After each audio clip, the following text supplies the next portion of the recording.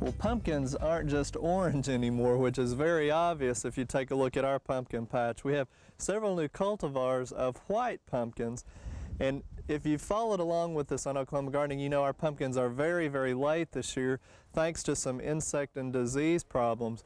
We had to replant so many times that we didn't get a stand until a planting around the first week of August.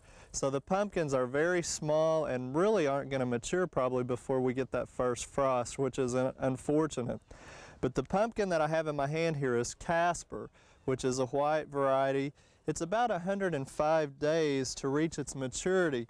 When it is pretty immature though, it kind of has a bluish green tint to it, which you can see here on this particular one. Again, several days from maturity, around 105 days.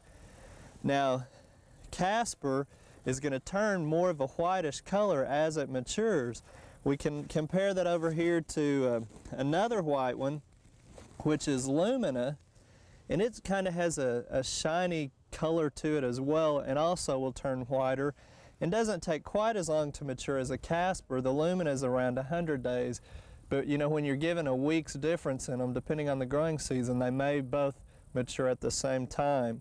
So that's why you need to back up from the day that you want them ready so many days in transplanting or seed, however you're going to put them in, to make sure you get them enough time to mature on you. Now both of them are very aggressive as far as their vines. You can see the back two plants are the Lumina and the front two are Casper. And those are just 4 plants that are taking up an entire space here, so they're very, very aggressive as far as the vines. Now the size of them are going to be around 10 to 12 pounds, which isn't too big. They're going to be traditional pie pumpkins, and we've cut one open here too for you to see how far off we are before it ever matures. It will eventually turn a pumpkin orange color inside, so it will darken up a lot more even though the outside is white.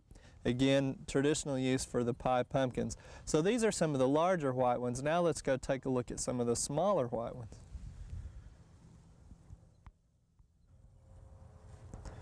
We have more of our space-saving pumpkins over here on our trellis, which grows very successfully, but the Baby Boo, which is the one we have here, really is not big enough to even need to support the pumpkin itself. Now it'll probably remind you of the smaller orange ones that are sometimes called Munchkin or Jack B. Little. The only difference obviously is it's white again, so it's a nice option.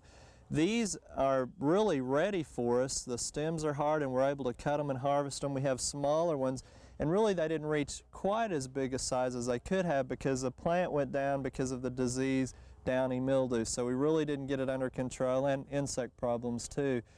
But the plant, you'll see another one coming here with green foliage. That's a hyacinth bean that has reseeded from obvious seed that was here a year ago. It's starting to come up, a little bit different plant.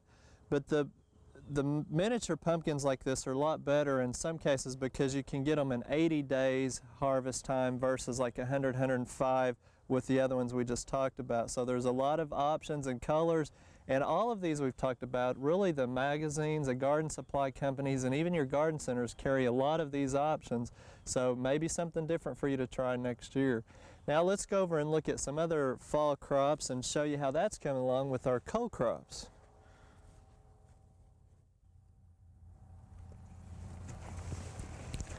We reserved this raised bed for our fall garden with our cole crops, and they're coming along nicely. Now there's all kinds of interesting cultivars again that are crosses, and that's kind of what we're experimenting with. This particular one is an Italian broccoli or Romanesco, and I've been looking, I don't see any kind of the heads beginning to form yet, but it appears that it's going to start here any time, and it's a little bit longer season than some of the others, but I think we're going to be in good shape and still get some protection out of this particular one. Unlike the one next to it, which is broccoli rob, and it's supposedly a cross between broccoli and kohlrabi. And we've tried this one back in the spring as a cole crop and again this fall, and both times it's bolted on us, and I don't see anything really that looks too promising. Maybe the foliage would be more edible, but I don't think this is one that we're really going to try again. Now the one over next to it is called a green lance, and this one is really a member of the Chinese kale family. So the stalks that you're seeing come out of here look like it's bolting, but if you get them a little bit earlier, you can harvest and actually eat the foliage, the stalks, and even the seeds and flowers that form a little bit after that, and it would be more of a stir fry. So something a little bit different. Again, more of the Chinese kale family. Now you'll see a lot of cole crops that are crosses again, especially between cauliflower and broccoli, and this one is called floccoli, and there's all kinds of names out there on the market again.